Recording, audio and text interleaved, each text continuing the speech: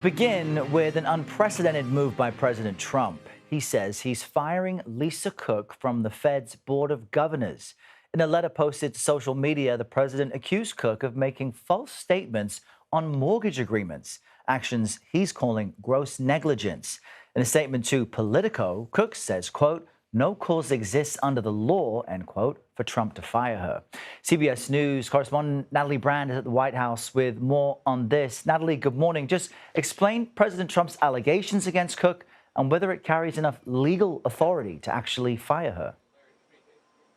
Good morning, Errol. This is likely to trigger an intense legal battle ahead, and critics say it risks undermining the independence of the U.S. central bank. Now, in this termination letter posted on social media, the president cited these allegations that have been raised in recent days by the director of the Federal Housing Finance Agency, accusing Cook of essentially mortgage fraud, claiming two primary residents in both Michigan and Atlanta as her primary residence in order to get better mortgage terms. The president, in his letter, says that under the Federal Reserve Act, a member of the board may be removed for cause, and he's determined that in this case there is sufficient cause. But there have been no proceedings, legal proceedings, to allow Cook to answer to the administration's allegations. Legal experts say, there's been no formal charges yet here, no conviction, no due process.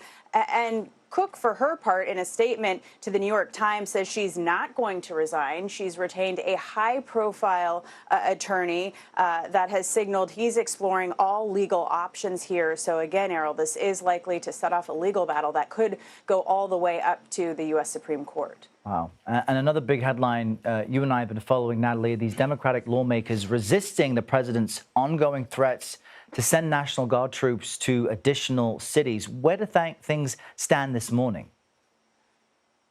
It's a bit unclear because the president certainly gave some mixed messages on Monday when speaking before cameras about his next steps, whether he's going to send troops to additional cities such as Chicago. He says he may or he may wait. And he also went as far to say that the governor, J.B. Pritzker of Illinois, should be asking him for help. He said that he doesn't want to send in National Guard troops, have great results, and then have people say that they don't want the military there.